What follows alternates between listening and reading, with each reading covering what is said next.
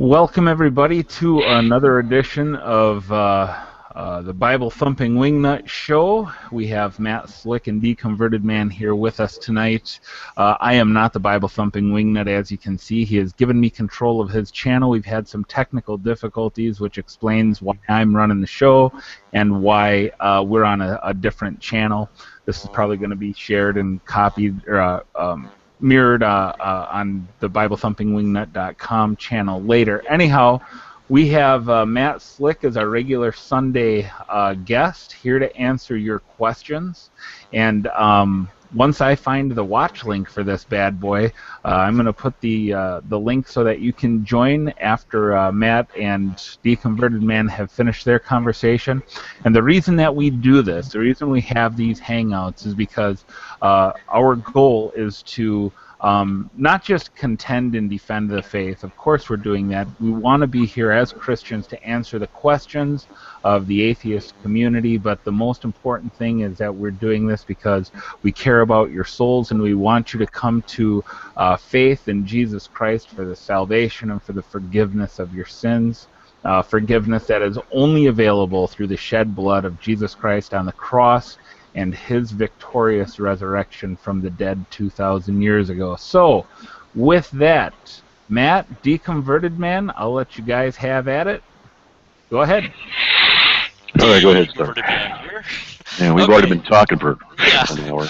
Well, we killed each other already. No, I'm Deconverted Man. You can call me Dan if you want to, for just to have a name to call me. I was a Christian for 24, 5 years, something, I don't know, from 8 to 32, so whatever that is. I always forget what that number is. I deconverted after trying to find what facts I could find out about Christianity, found nothing, found counter evidence, and went to apologetics, tried to use just the logical arguments. As I learned logic, I realized that the arguments that apologetics had didn't work. So I just deconverted, basically. That's my deconversion story in a nutshell. As far as Matt Slick goes, I arbitrarily decided to do some videos looking at some one particular website on his webpage, however you want to say that. And in particular, I looked at cut and paste for the atheism. And the main topic I wanted to address before asking other questions was why/how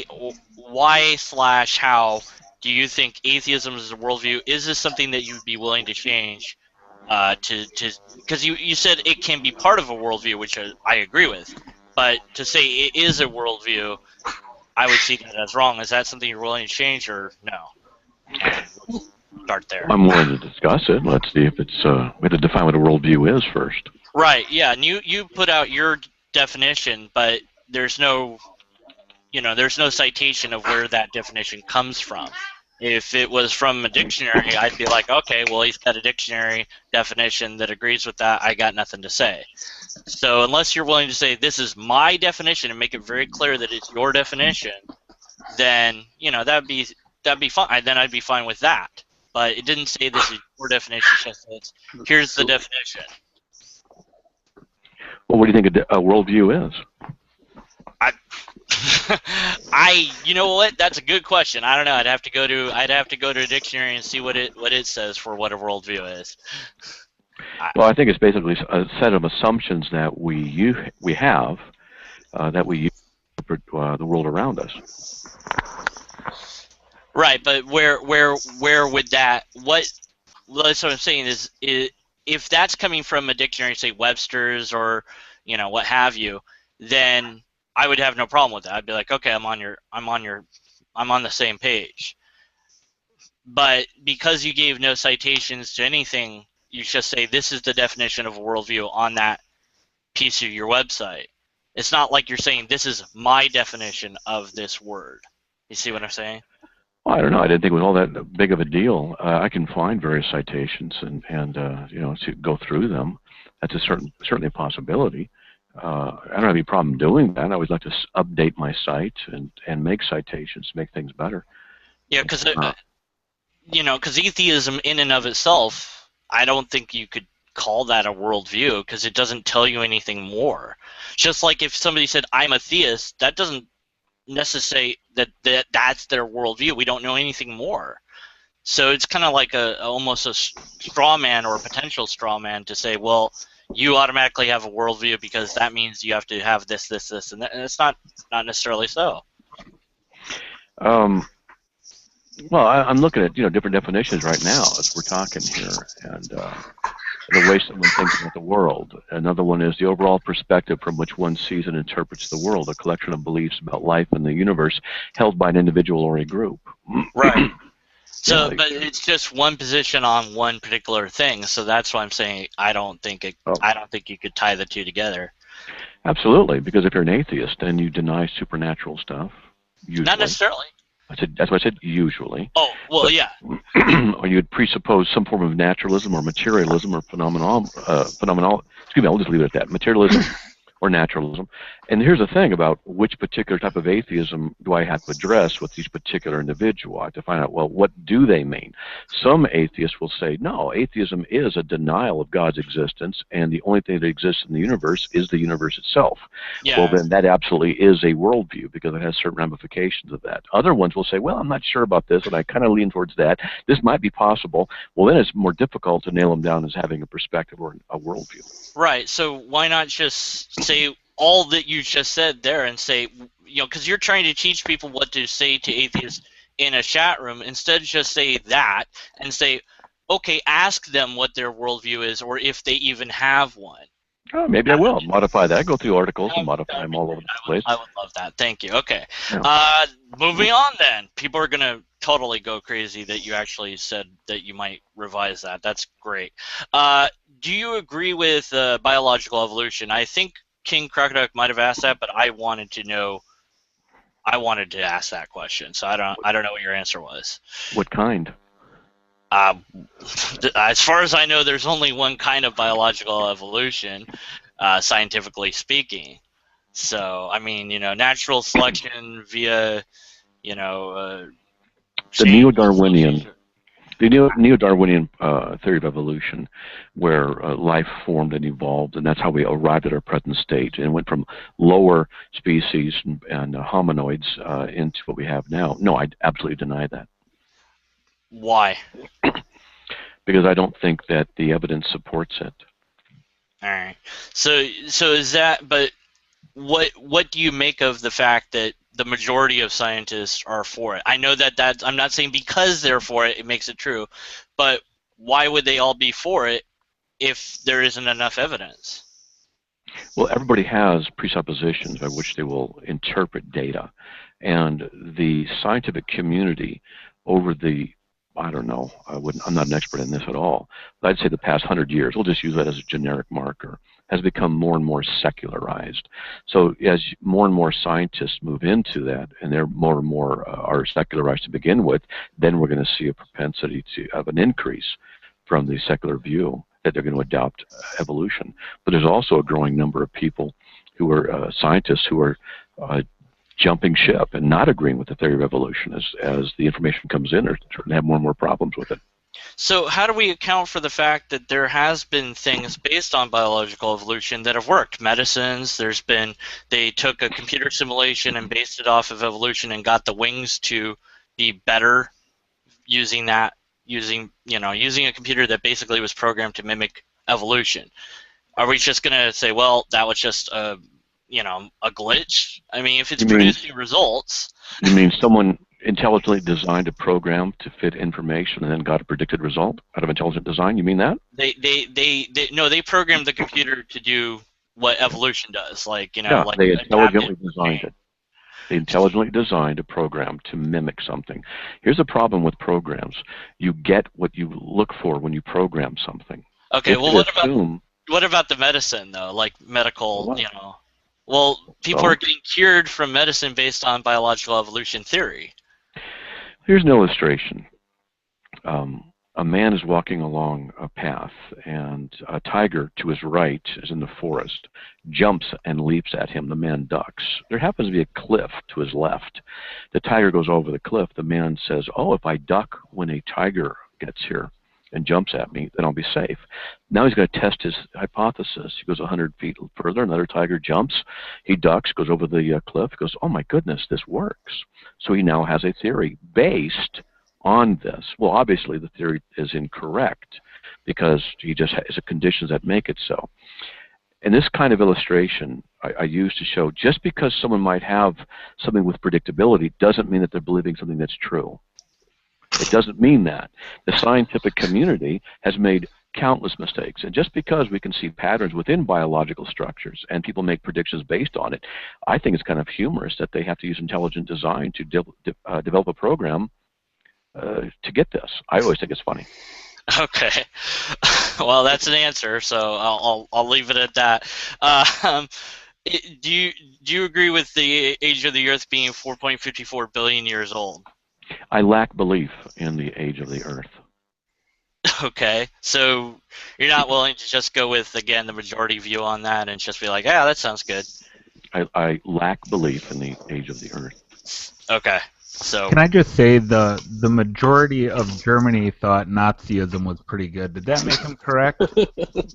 Yeah, we can, you know, I just let him go. I'm not going for the majority agrees with it. That makes it true. I'm just asking. That's an argumentum ad populum. Yeah, I know. If I said it that way, which I didn't. So. Yeah, but you did. That's correct. No, I didn't. I said if.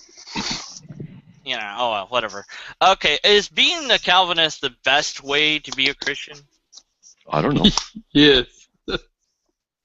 Okay, I don't know, and yes. Well, I had interactions with Pentecostals and Church of Christ. And Pentecostals believe that if you don't speak with the tongues, you don't have the Holy Spirit. The Church of Christ maintained if you didn't get baptized in a certain way, it didn't count and you were going to hell. So if either one of those is right, Calvinism is screwed, and all Calvinists are screwed.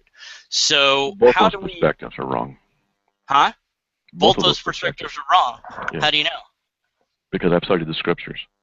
But they too claim to have studied the scriptures. So they can study and be how wrong. do we know who's right and who's wrong? By going to the scriptures. Okay. Well, for I'll example, just move on because for example, Church of Christ will say you have to be baptized to be saved. They might even go to 1 Peter 3:21, which says baptism now saves you, but they don't read the rest of it. They don't read it before and they don't read after. Noah entered the ark, and that corresponding to that baptism now saves you, not the removal of dirt from the body, but an appeal to God for a clean conscience. So Noah entered the ark through faith, and it was the ark that saved them, not the water. The water that's corresponding in Greek antitupon is not talking about the flood, which destroyed people. It's talking about the ark that saved. That's why Peter says it's not the water. When we go to the issue of justification, which is a legal declaration of righteousness, the justification is received by faith, Romans 5:1, and apart from the works of the law, Romans 3:28-29. Excuse me, Romans 3:28. Those and Paul says in Romans 4:5, to the one who does not work but believes, his faith is reckoned as righteousness. So we know that justification is by faith. Now they say you have to be baptized to be saved. I can go to Acts chapter 10, verses 44-48, where Peter and the disciples were really quite surprised because there were Gentiles there who were speaking in tongues, and they had received the Holy Spirit just as the disciples had, yet they had not been baptized. So I asked the Church of Christ people, how is it that they had received the Holy Spirit just as Peter had, and they're speaking in tongues and glorifying God, which Romans 3:10, 11, and 12 says they cannot do if they're unbelievers? How is it then that they were doing this stuff and also were not saved at the same time? Please explain that. They can't. This is what I do for a living. Got a good counter there, I guess, to that particular denomination, but they basically say, well, we're right. And I think if theology, well, of course, but if theology had a more ironed out system than just, well, you have to look at the scriptures, because I've heard every theist ever of multiple denominations say that. And it's like, look, why isn't this converging into one group instead of diverging into multiple groups? If there was a system like there is in science, we would expect to see some sort of convergence, not 10,000 plus denominations. So I think that the system is kind of broken, and you guys, you know, the theologists that are out there need to fix your own house, because we skeptics are looking in and going, good luck with that, you know. Right. So there's Anyway, no divergence in scientific theory. it Well, converges a long time. I said so. You know, eventually you get to an agreement. So yeah, like the age of the Earth. Okay. Do can I comment? miracles? Huh? Can I comment? Okay. I agree with you. There needs to be more harmony within Christian theology. And unfortunately, we have a lot of people who don't really believe the Word of God and have agendas with which they come to the Scriptures. And denominations within Christianity are one of the greatest embarrassments that we can ever have as a Christian community. Well, that's good. See, we're on the same page there. Now, would you also agree with me along the same lines that the Christians need to do something about the people that are saying they're Christian, whether you want to know true Scotsman them or not, and not taking their kids to the hospital because they believe the power of prayer is going to heal those kids? Of course, I fight against that. There's this website called carm.org. Go check it out. We try and teach people to not make mistakes like that. Luke was a doctor, so we don't just say, hey, just pray and believe. No, we use doctors, because Right. God ordained doctors. In fact, Paul the Apostle said, take a little wine for your stomach. Wine was a type of medicine. So there's no problem with using medicine. It's just a lot of these people just don't know what they're doing, and a lot of us Christians do correct them and say, no, that's not what the Scriptures teach. And but you know, there's So bell pretty curve. much the fundamentalists. I think that the skeptics, because we're obviously against the fundamentalists more than anything I'm a else. fundamentalist. Well, but are you trying to push creationism into schools?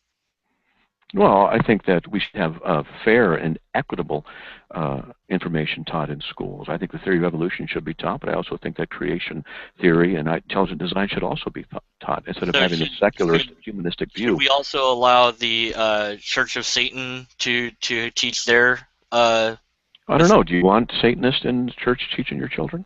Should we also allow I ask you. Do you want? No, Do you want Satanists? it doesn't matter what I want. I'm asking if we allow Christianity, don't we have to allow everybody? I said intelligent design. I didn't say Christianity. But you know, if we teach that, don't we have to teach all the other stuff too? You know, Wait a minute. Wait a minute.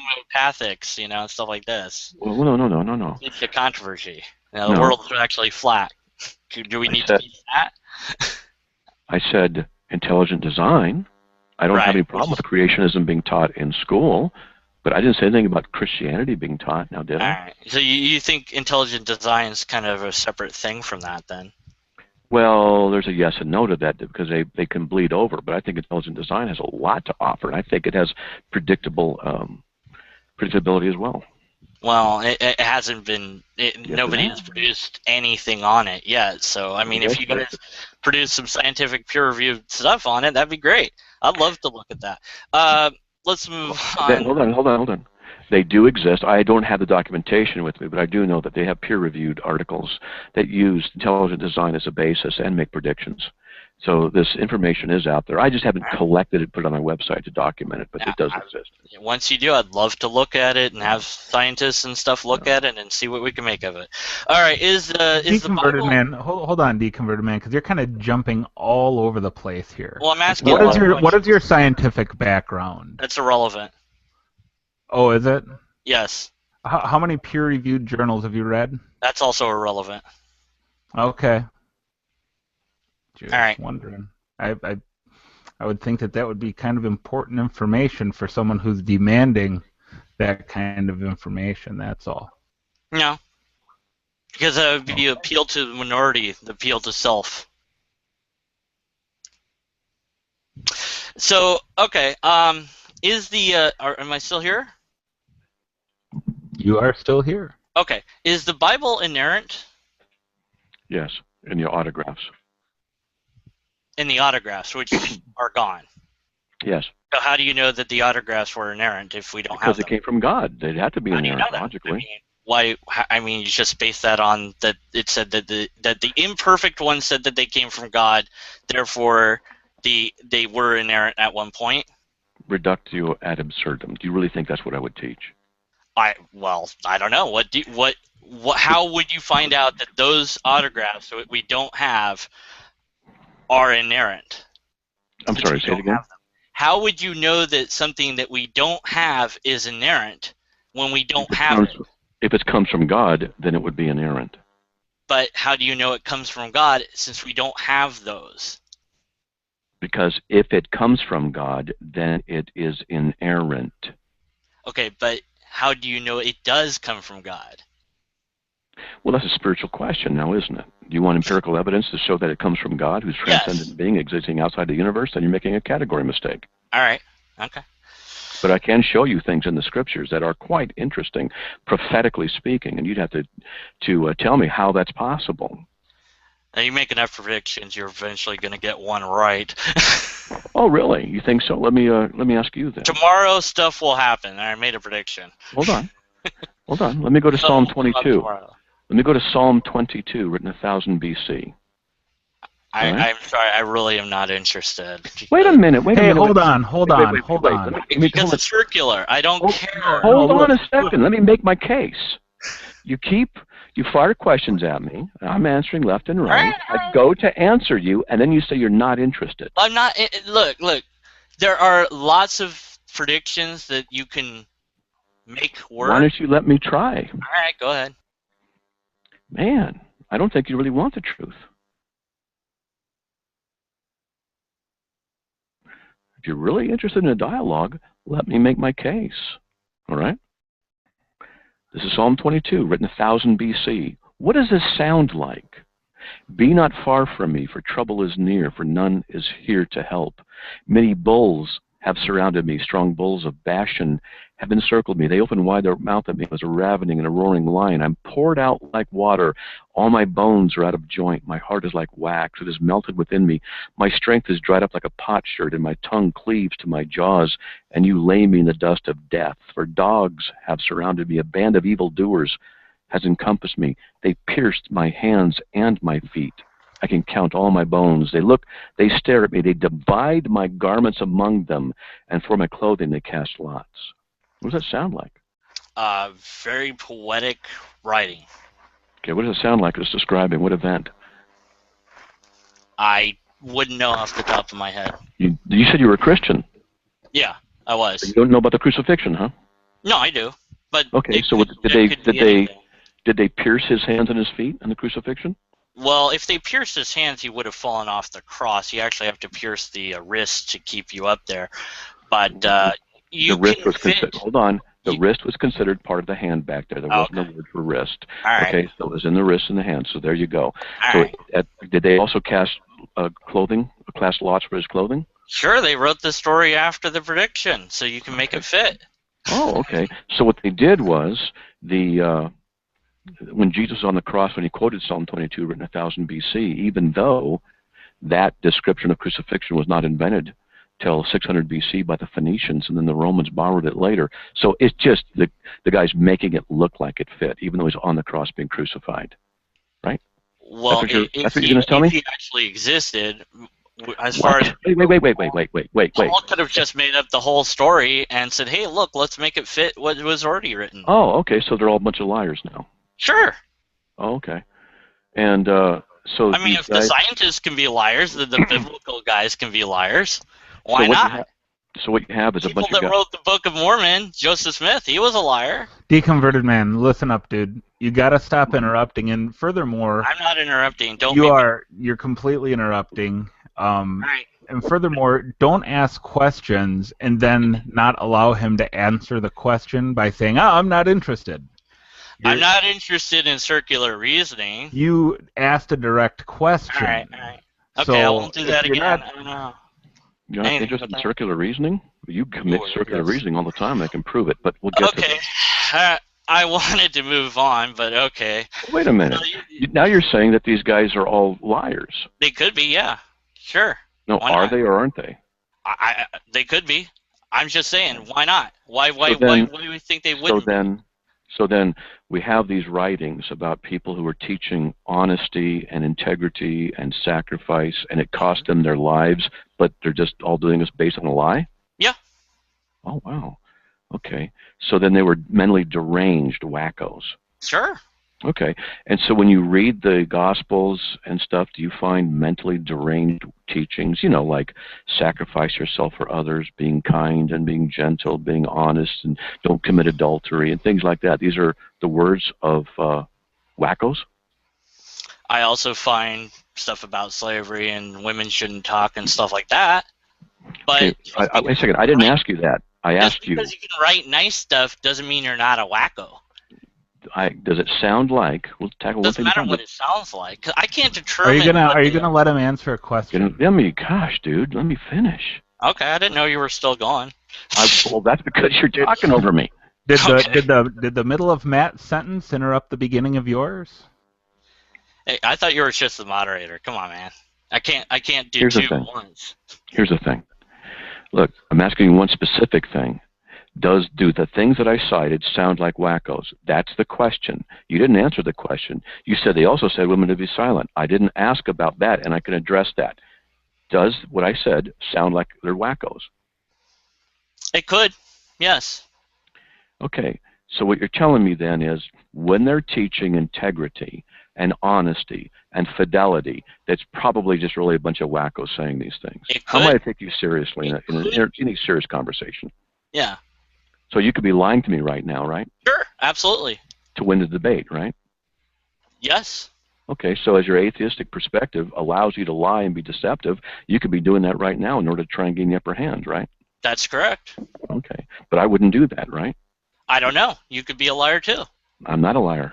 We don't know that. We have to I be do. skeptical of both positions. No. See, skepticism in a normal conversation, you and me, I say, hey, I had dinner last night. We're going to assume that that's true because there's no reason to assume it's not true.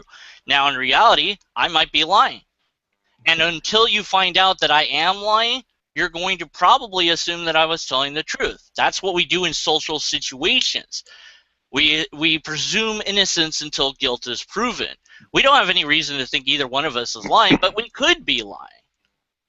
Okay. Now, if I say, look, I can levitate off my bed, you're going to say I'm a liar unless I can prove it. And you'd be absolutely right to do that. I'm not going to say you're a liar. I don't know. I just, you got some stuff wrong. You were willing to correct it. I think that does show integrity to some degree. And that makes me have to go back and fix what I said.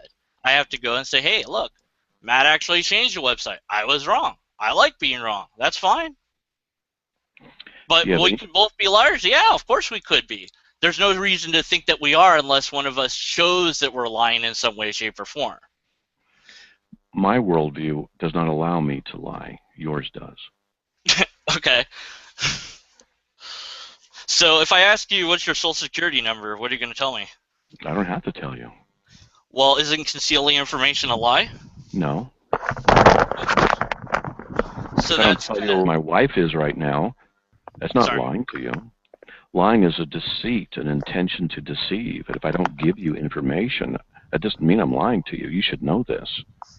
I just wanted to make sure you were centered on that definition rather than the other ones I have heard from other people.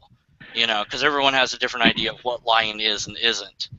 But that kind of goes more along the lines of what Kant framed as lying. But he went a little bit too far. He was like, no, you should just tell the truth all the time, even if it is your social security number. You should just be like, here it is, which I think is a little bit too far. But but just because somebody's worldview or lack thereof, because I don't know that I have one, allows them to lie doesn't necessarily mean then they're lying. You have to catch them in it to prove that. Otherwise, you got nothing. The problem is, you say you are going back to skepticism repeatedly. You can't know this, you can't know that. Right. So you don't know about the validity of your own skepticism. You are assuming it. Sure. Okay. And you're the one who complained about circular reasoning earlier. Yes. So you're refuting yourself because you have circular reasoning. You assume the validity of your own skepticism, but your skepticism is self-refuting about skepticism. Yet what you are is someone who doesn't want to assume the thing and use circular reasoning, but you're doing it. I don't assume that skepticism works. I see that it works. Skepticism works? Are you sure? Pretty sure. You're absolutely sure skepticism works? Can't be absolutely sure about anything. It could be wrong. Oh, so you can't be absolutely sure about anything. Are you That's absolutely right. sure about that? Come on, man. Come on. You The just only thing refuted I can be yourself. absolutely as sure of, I'll retract that. There is something I can be absolutely that I exist. Beyond that, it becomes question marks. Well, you just refuted yourself. You just, you said you Well, can't be. I retracted it. Okay, good. So then you are absolutely sure that your skepticism is a valid way of going. I am fairly confident in it, yes. So you assume it. Yes. So it's circular reasoning. No. It's not circular reasoning. Can you explain to me how it's not circular reasoning to assume the thing you're beginning to prove? You're assuming its validity when you work with it without proving it? I don't know if I can answer that complex question. I'll try my best. When I see that a system works, like skepticism, which means just doubt in general, it's just blanket doubt things until I can prove them to some degree or the other to myself. When I see that that repeatedly works and functions in the world that I exist in, then I continue to assume that it works. The moment it stops working, then I'm going to have to question it and go back and go, wait a minute. This skepticism thing wasn't all what it was cut out to be. Maybe I have it the wrong way. Maybe I need a different system. Maybe I have to look at it this way.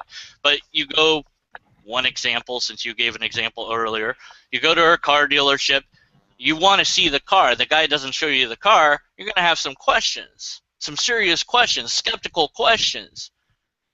And the more he refuses to show you the car, the more questions you're going to have. And eventually you're going to say, you know what? I don't want to do business here anymore because you're just giving me the runaround.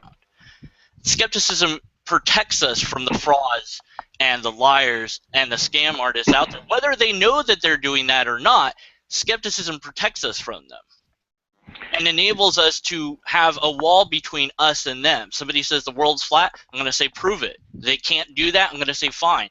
Where's your logical argument? They can't offer that, I'm going to be skeptical of that conclusion. That's how it works. I see that it works continuously. Am I skeptical about skepticism? I can be, but when I see that it works, I'm fine. If it doesn't work one day, I'll stop doing it and I'll find something else. I'm just trying to show you that you're being inconsistent. All right. In order for you to have skepticism, you assume its validity, you assume it's the right way to go. But in order to do that, you need to have absolutes. You have to assume the validity of the laws of logic, for example, by which you can test things so that you can say, I'm not sure about if I know something over here is true or not. You're skeptical about that, but you have to be non-skeptical, for example, about the laws of logic, That's about right. your ability to think critically. So you're not all that skeptical. What you do is you presuppose certain things without validation.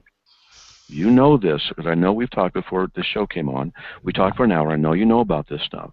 But you're being inconsistent. I'm just trying to demonstrate. If you're you saying are that I should always be skeptical of everything, perhaps I misphrased myself. You know, there's things you don't have to be skeptical of. If you're trying to say that, like 1 + 1 is 2, well, there's mathematics you can do to mess that up. But usually, yeah, it's going to equal 2. The laws or rules of logic, however you want to label it, are correct until we find out that they don't work. One great example is we're in informal logic. They, the people that do informal logic for a living, are looking at the law of identity and going, should we keep this because quantum physics kind of screws it up, or do we just say screw quantum physics and keep it? Do we need a new rule that gives an exception for that? Because A doesn't always equal A in quantum physics. What are we going to do with that? They're debating this. They're asking about it because we refine logic over time. So one day, tomorrow, next week, whatever, the law of identity might be gone and we have a different rule in its place, a different law, because we found out that it didn't conform with reality and we want to be as close to reality as we can get. So logic can change. But until it does, we're going to stick with these formulas because they keep working. So we see that it works, and we go, okay, until it stops working, we're fine with it. Yeah, we assume that it's going to work because it worked yesterday. Could we be wrong? Yeah, tomorrow if it stops working, then we'll be wrong. Okay, so then blue sleeps faster than Wednesday. don't even know what to make of that. You said logic can change. The law of identity doesn't mean what it is. We can't trust it.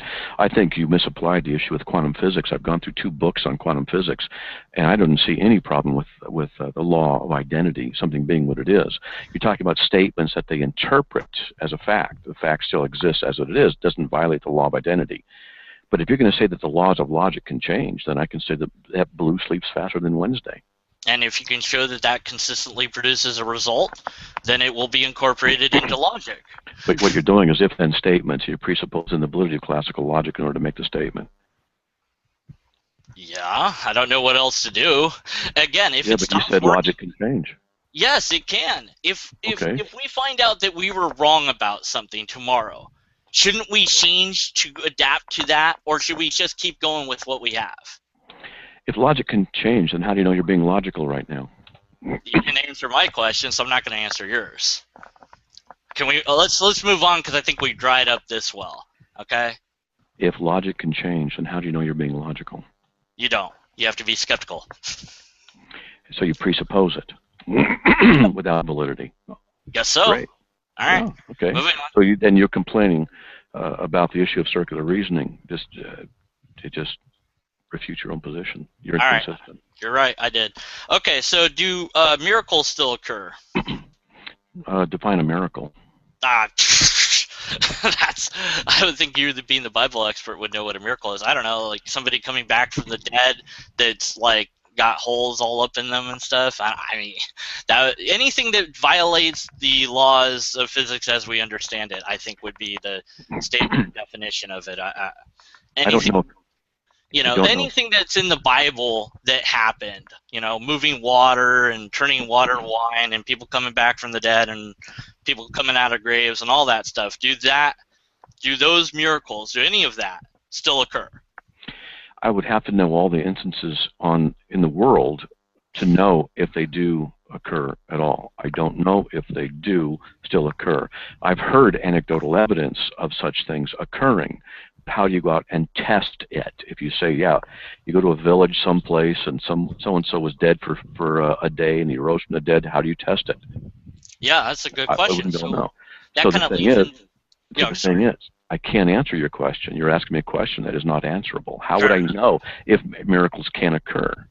I don't know. I don't know. You might have seen one. But that leads right into my next one. How do we properly identify a miracle? For example, say an Elmo's fire, we thought at the time was some sort of miracle, some sort of thing from God, until they found out that it's just, you know, electrical discharge or whatever. So how do we know a miracle when we see it? Well, that would take some study. What kind of study? Looking at it. Okay, so we can test a miracle, like scientifically speaking. If one occurred, we could test it. Why do you keep assuming the scientific method is the right way of learning truth? Well, it's produced a lot of results. We wouldn't be talking if we didn't have it. That's circular reasoning again. Okay. The scientific method is a philosophy. It's a philosophy that seems to work. You know about the problem of induction. They're similar in the scientific method. You have to assume the validity of the laws of logic. You have to assume certain philosophical positions when you tackle the issue of the material world. You assume largely that the material world is all we really need to know about. You can't validate all kinds of things from the scientific method, and you can't use the scientific method to validate the scientific method without begging the question, circular reasoning, which is what you stand in opposition to. Okay, well, I'll give you an example because I was just doing with this earlier. I commented on this video where they're milk feeding a statue, and I said that's an old trick. Everyone knows how that works. It's not magic. It's just it's water tension. I can do that with any statue. It's not, oh, the milk disappeared. The milk, I'm like, yeah, because it's draining down the side of it. It's going, you know, you're not looking at it. You're not examining it. You just want it to be magic. So obviously that's not a miracle. We can show that it's not a miracle. But for them that believe it's a miracle, they're going to continue that belief in spite of the evidence that it's not a miracle. But you and I would look at the evidence and we'd say, no, that's not a miracle. But when we get something like that, when we get people saying that prayer can heal people, and when we try to test it and we see nothing, that's kind of a problem because there seems to be no way to test these claims that are being made. If you pray on a regular basis. You pray for 7 minutes, and each time you pray for 7 minutes, what you want occurs. Would you say that's God doing it? Or would you say you've discovered some physical property of the universe that's tapped into by this thing we call prayer? I have no idea what I would call it, but I'd find it would be something, which I don't No. have right now. I don't even know what I call it. But you know what? If you get my stuffed cat Monty to levitate off my desk by praying, I'm gonna investigate the bleep out of your faith, religion, whatever it is, Would that because be a you miracle? did something. I don't know if I would call it a miracle. I'd say I can't explain it.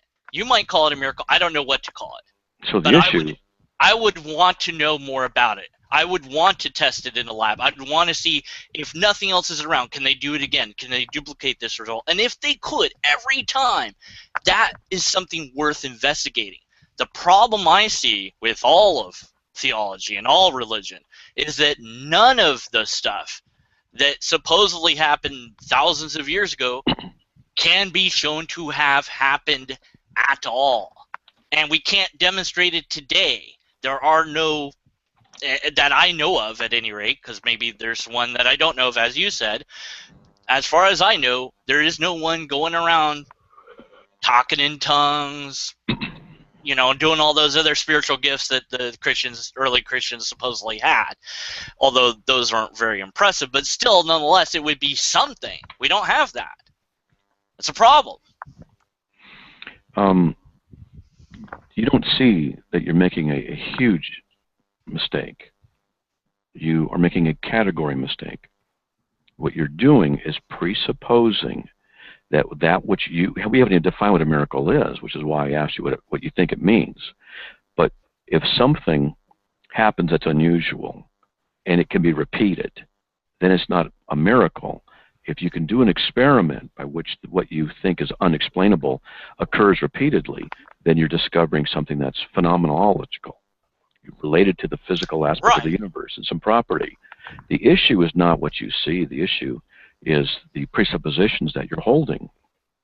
And when you say we can't show, for example, that Jesus rose from the dead, how do you repeat that today? It's the wrong question. With the parting of the Red Sea, it's the wrong question. Because what you're doing is you're saying that those kinds of things, in order for them to be true, need to be subjected to the scientific method. But you haven't established... Not in order to be true, but in order to be something I can trust. Absolutely. Well, hold on. But you see, you're applying the wrong standard. You want something, the scientific method, to be applied to something that is by definition not going to be subject to the scientific method. It's a category mistake. Well, I know that it's defined basically out of existence beyond our ability to... You have done that. No, I haven't done that. Theology has done that. No, you have. You've assumed. You've assumed the scientific method is how we must verify miracles. Yeah, okay. A miracle is something that happened, your own words, doesn't happen in enough times to subject to science, right? I didn't say that. Well, okay. Sorry. I was trying to summarize what you had said. A miracle is not something that we could test with science. Is that correct or not? I didn't say that either. All right. Can we test a miracle via science? I don't know. Okay. So, if we had something weird, like my stuffed cat floating in midair, is that a miracle? If it only happens one time and never again, is it a miracle? Let me just offer this. Let's just cut to the chase. A miracle is an out-of-the-ordinary, direct, and divine intervention in the world. Examples would be the parting of the Red Sea, Jesus walking on water, resurrection of Lazarus. These, by definition, are not things that you could test.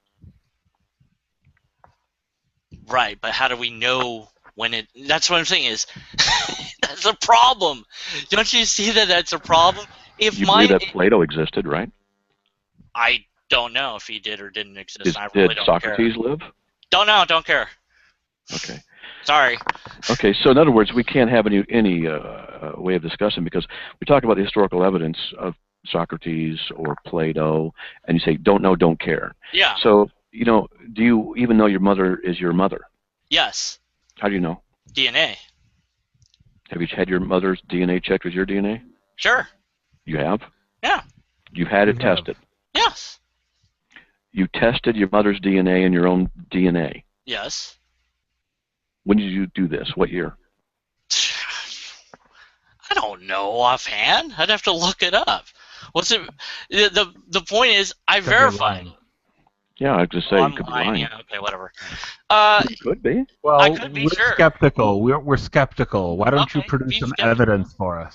I don't have it on I mean, hand. because Doesn't I mean can excellent. get I it can it's check. again. smart to be I skeptical.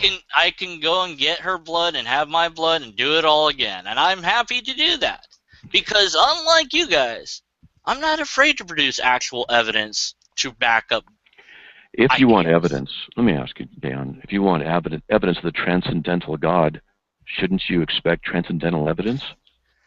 I would like some form of evidence that I can verify. Wait a minute. Wait a minute. Transcendental I evidence. don't even know what that is. What is transcendental? Let's talk about this. If God exists outside of the universe, is he subject to the universe? I have no idea. Okay. If he created the universe and he's in control of the universe, as the Bible says, is he subject to it? Maybe, maybe not. I don't know. Okay. We can't even have a normal conversation because you keep showing me profound inconsistencies. Okay. You want absolute things in some areas, but you won't even work logically with inference in others. All right. All right. See, if God exists outside the universe, he's a creator of it. It's logical to infer that he's not subject to the thing he created Why? because he's the creator of it, and he would have to bring it into existence, and he is the one that would control what came into existence. Therefore, he could not be subject to the thing that he created and brought into existence. How do you know that? Maybe the second he created it, it entangled his DNA or God stuff or whatever, and it started interfering back with him because he screwed up. We don't Oh, so know. then that would not be the Christian God. Well, who says it's the Christian God? I'm talking about the Christian God. It could be the lobsterist. Okay. I'm talking about the Christian God, the one revealed in Scripture, who created the universe and is not subject to it. If you want to find the Christian God, you need to look at the transcendental evidence about God's existence. The kinds of And things what? we would look for would be that what he would tell us would be authoritative. We would see the miraculous occur. Doesn't mean we have to see it with our own eyes, but it would occur, and at least we have these things recorded in Scripture in the Old Testament, New Testament. When I talk about prophecy, you have a convenient way of getting rid of them and dismissing them. You're not even interested in discussing them. I try and show you one, and you won't even admit in Psalm 22 that it sounds like crucifixion. And you know that's what it is. And you know that. And what happens is I see the inconsistency in you, in that you say you want to absolutely hold to skepticism in one point, and then what you'll also do is say that I want absolute proof and evidence that I can test on the miraculous, which is an inconsistency on your part. I don't. How am I supposed to argue with you and have a rational discussion with you when you jump your own ship, jump from your own ship, your own position, you jump around, and you're inconsistent about all kinds of things? Why should I take you seriously? Why should anybody take you seriously? No one should take me seriously, but if my logic is sound, then the conclusions are something that they can trust. And your logic already. I don't care if they take me seriously or think I'm a jerk. I'm not important. The argument is, but we're not debating. This isn't a debate. This is a conversation. I'm trying to get to understand you. You're trying to get to understand me. At least that's what I assumed is going on. Now we're kind of slipping into persuasionary dialogue.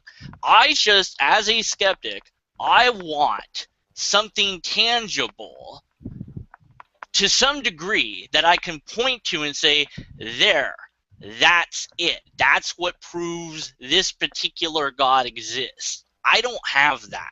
I have the miracles can happen. We have some writings about them. So what? Other people have writings too. People can make up stories. People have made up stories, made up gods, made up deities. There's 10,000 plus gods out there. Why is yours any different from theirs? As far as I can tell, it's not. I know you love God. I know you believe in God. Let me tackle him. But it doesn't matter. It's the same. It's all the same. Hold on. And when you boil it down, it is. And you can't see that, and I know why. Because I was there once.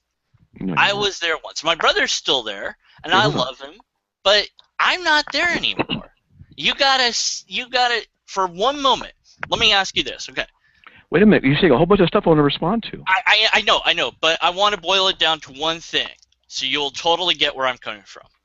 You think that every other god except for yours is all completely made up? I only defend the Christian God.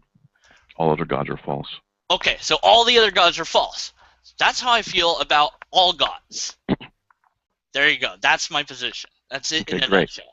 Now, we talked about your inconsistencies. I've shown that you are inconsistent. I've shown that you make category mistakes. I've shown that you beg the question when you complain about others begging the question. You want something tangible, but here's the problem. You want something tangible that you can test in your own subjective experience, in your own subjective criteria. You're promoting a type of subjectivism to determine that which is absolute. It's another inconsistency on your part. You might be right. How do I resolve that? Become a Christian and believe in absolute truth. Well, but I don't know that that's true. Your own methodology leads you chasing your own tail. You beg the question and you complain about those who beg the question. You don't want them to do that, but yet you do that. Okay, You are inconsistent. And you don't care if people believe you or not. I'm showing you that you're inconsistent. Your worldview, your position leads you to this absurdity. But okay. Okay, so just even if, and it might be, you might be totally right. Maybe if I have a worldview, I don't know that I do, maybe my system is completely screwed up. You might be right. I'm willing to question that. I'm willing to be persuaded that I have been inconsistent. And perhaps because I'm not, trying to debate you, I have been inconsistent because it's just casual conversation. I'm not trying to be all specific and have, an argumentation in format here or anything. So I'm not being as precise as I would if we were having a formal debate. We're just chilling it. We're telling each other stuff, and we're disagreeing with each other, but we're not, formally debating. So I'm not going to be, I'm not on par with what I could do. But nonetheless, okay, my system's flawed. I'll assume that for the benefit of this discussion. All right. I accept that. Now, I have to have some system in order to evaluate whether or not this other system that's being presented to me is valid or invalid. What system am I going to utilize that I can trust to do that? And if I just say, well, it's true because without it, I'm screwed, that's a lot of religions say that. So how do I select out of all of those potential answers which one's true without having a system? What am I supposed to do to just say, this one happens to be right? How do I do that? Well, first of all, you're inconsistent. You've represented yourself in different ways during our discussion here tonight. And I've repeatedly shown you and called you on problems that I think you have. Sure. And I've just listed them, and you admit that you got some problems. Sure. Yet you say you want to have a system by which you judge truth. But you see, the problem is you don't even know what you believe. You don't even know why you believe anything, and yet you want to have a system to judge another person's system of interpretation of determining what truth is. You're completely lost. You don't know what you're thinking. You don't know what you're believing. I mean, you know what you're thinking, but you don't know.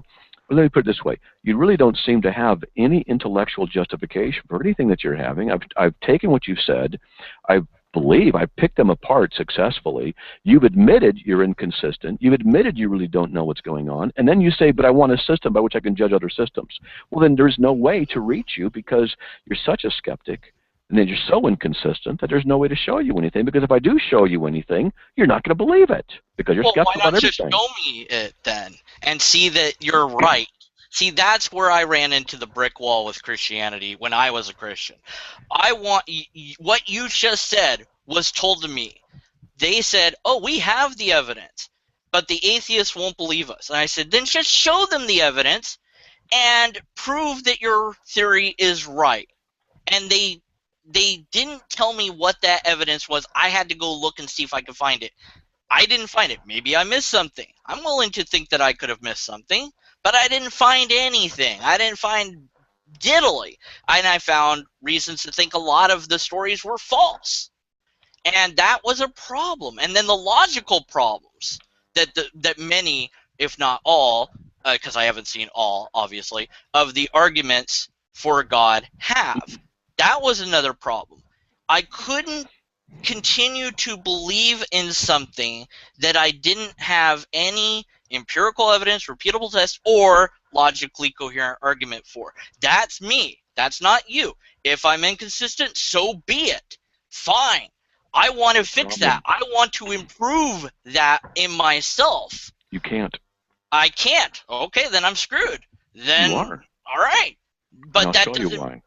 That doesn't mean anything to me, because I still need something that is repeatable and consistent, like science, to say X is this. There you go. There it is. And if there's a deity, for whatever reason, it's not giving me what I need to know that it exists.